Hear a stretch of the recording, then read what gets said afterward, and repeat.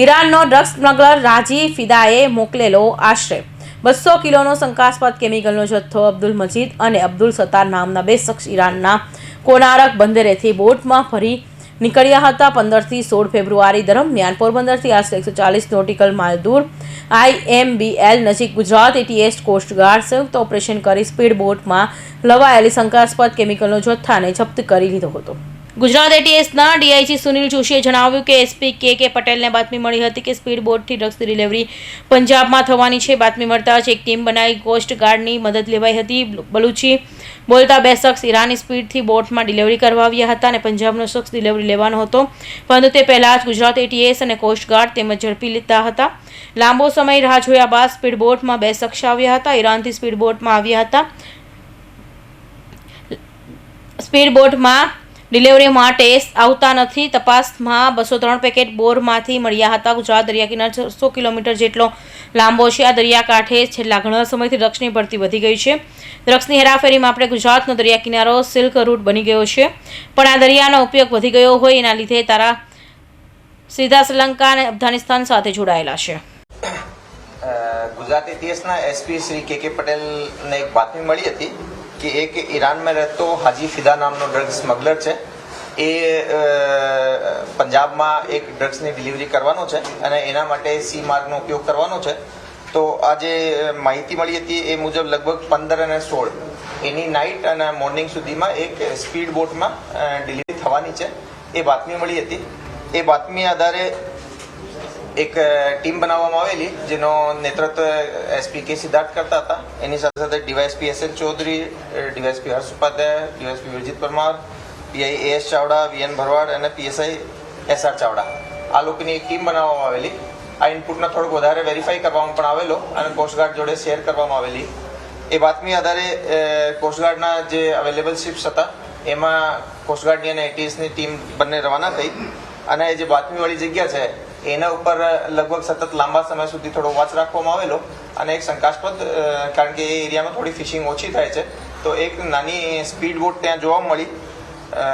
બહુ નાઇટનો ટાઈમ હોય, pitch dark હોય, કોસ્ટગાર્ડની બોટ દ્વારા એને ચેસ કરવામાં આવેલો અને એ બોટને પકડી પાડવામાં આવેલો.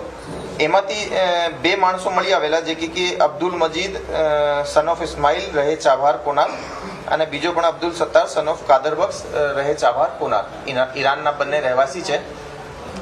આ પર્ટિક્યુલર કેસમાં સરપ્રાઇઝિંગ આ છે કે જનરલી આપણા કેસીસમાં બહુ રેર હોય છે કે બહુ સ્પીડ બોટ ઈરાનથી અહીંયા સુધી આવતી હોય. જનરલી એક મોટી બોટ આવતી હોય છે, એમાં એ સિમ્પલ ઇન્જિન લગાવીને બહુ સ્પીડથી એ લોકો ચાલી શકે. બોટની સાઇઝ ઓછી હોય, નાની હોય છે અને એમાં OBM જે ઇન્જિન હોય બહાર લાગતો હોય, જેનાથી બહુ તરત જ બહુ તેજ સ્પીડ પકડી લે છે.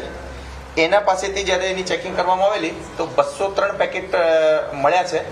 203 પેકેટમાં જે કેમિકલ છે એ વ્હાઇટ કલરનો પાવડર જેવો છે, જેને હાલમાં જસ્ટ બોટ અમારી જેટી ઉપર આવી છે, એનો એનાલિસિસ ચાલુ છે. FSL ત્યાં પહોંચી ગઈ છે.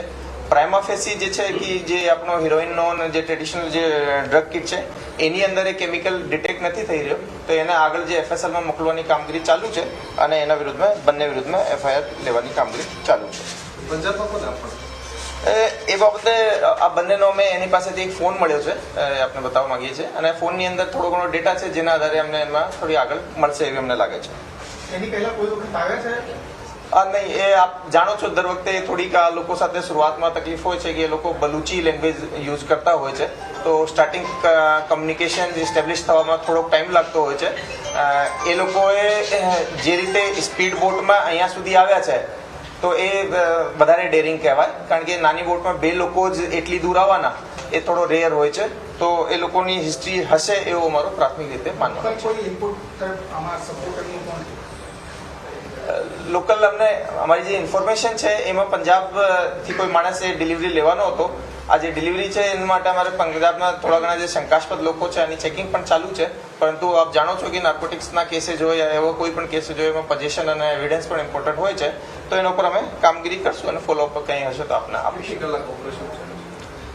એ લગભગ પરમ દિવસે રાત્રે અહીંયાથી ટીમ્સ રવાના થઈ હતી અને લગભગ 140 માઇલ લગભગ કોસ્ટગાર્ડની શિપથી એ લોકો ગયા હતા અને ત્યાં લગભગ 8-10 કલાકની વોચ પછી આ લોકોના બોટ જોવા મળી હતી અને પકડ્યા હતા. સર, ચાબાર ઈરાનના નેટિવ હતા અને તો બીજી કોઈ કન્ટ્રી સાથે ઇન્વોલ્વમેન્ટ હતું? કારણ કે ડાયરેક્ટ આવ્યા હતા ઈરાનથી ગુજરાત સુધી કે કોઈ બીજી કન્ટ્રી ઇન્વોલ્વમેન્ટ હતું? નહીં, હાલ પૂરતી જે ઇન્ફોર્મેશન જે છે અને પ્રાથમિક રીતે જે બોટની બનાવટ વગેરે પણ જે છે નાની એ બધું જોતા એ લોકો ઈરાનથી ડાયરેક્ટ જ અહીંયા આવે છે અને આપણે જોશો તો મેપ ઉપર જે કોનાર્ક જે ચાબાર જે છે એ ઈરાનના એકદમ લગભગ ઈસ્ટર્ન પાર્ટમાં આવે છે, પાકિસ્તાનથી અડીને છે. તો એમ ડિસ્ટન્સ અગર બંદર અબ્બાસ વગેરેથી આપણે કમ્પેર કરીએ તો એ ઇન્ડિયાથી નજદીક થાય છે.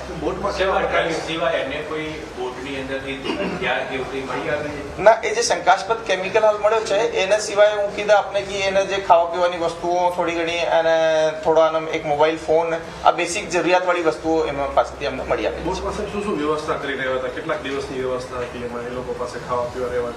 જો એક વસ્તુ આપણે સમજીએ કે જે મોટી બોટ હોય છે એને અંદર એ લોકો મોટી લાંબા સમય સુધીની ફિશિંગ કરતા હોય છે તો એમાં આ લોકોની વધારે વ્યવસ્થા હોય છે.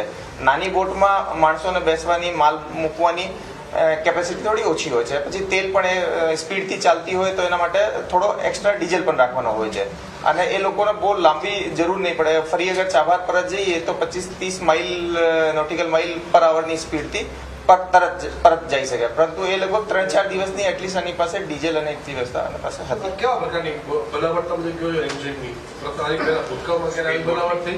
જી, આપની પાસે સ્પીડ બોટના જે કેસીસ છે 2 વખતે મારા ખ્યાલ ઉપર મને જેટલો ખ્યાલ છે લાસ્ટ 4-1 વર્ષમાં જોવા મળ્યા છે. એમાં એક વખતે આપણે આજ પોરબંદર ઓફ કોસ્ટથી કેસ કર્યો હતો જેમાં લગભગ 60-61 કિલો આપણે મુદ્દામાલ પકડ્યા હતા અને એમાં 6 લોકો આવ્યા હતા. એ પણ એક સ્પીડ બોટ હતી પણ એની સાઇઝ થોડીક એનાથી વધારે હતી. એ સિવાય એક વખતે ઓખાની અંદર એક તમિલનાડુનો માણસ છે જેનો કે ઓમાનથી એના આવવાનો હતો અને એનો પાસપોર્ટ ત્યાં એ લોકો લઈ લીધા હતા ઘણા બધા લોકોએ. તો પછી આ ઈરાનથી ઇલીગલ રૂટ મારફતે સી મારફતે આવ્યો હતો. એમાં એક એ રીતની નાનકડી બોટ એ પહેલાં આવેલી છે. એ ત્રીજો કિસ્સો અમારા ખ્યાલ ઉપર નાની સ્પીડ બોટથી આટલા દૂર સુધી આવવાનું મળી આવેલ છે. આ જે વસ્તુ છે બેસિકલી આ જે નાર્કો સ્મગલર્સ છે એ બધાની નવી એક એમઓ પણ બતાવવા માટેનો એક એક્ઝામ્પલ છે કે એ લોકોએ મોટી સ્પીડમાં જનરલી કોસ્ટગાર્ડ આપની ચેસ કરતી હોય તો એમાં થોડી એના બચવાની શક્યતા વધારે હોય છે. કયું ડ્રગ્સ છે ડિટેક્ટ થયું નથી. આરોપી પાસેથી મળેલા ફોનમાંથી ડેટાની તપાસ કરવામાં આવી રહી છે. આરોપી બલુચી ભાષા બોલે છે. સ્પીડ બોટમાં આવવું ડેરિંગ કહેવાય. પંજાબનો શખ્સ ડિલિવરી લેવાનો હતો. 140 માઇલ દૂર દરિયાઈ ઓપરેશન કર્યું હતું. બોટની બનાવટની ઈરાની છે. બોટમાં એક્સ્ટ્રા ડીઝલ પણ હતું, ખાવાની વસ્તુઓ પણ હતી. 3-4 દિવસ ચાલે એટલો સામાન હતો. પોરબંદરમાં અગાઉ 2 વખત સ્પીડ બોટ આવી હતી જેમાં 6 શખ્સ હતા. ઈરાનથી એક શખ્સ ગેરકાયદેસર રીતે આવ્યો હતો. મોટી બોટ પકડાઈ જતા એટલે નાની બોટમાં આવ્યા હતા. કૌશિક પટેલનો report, Hind TV news, Surat.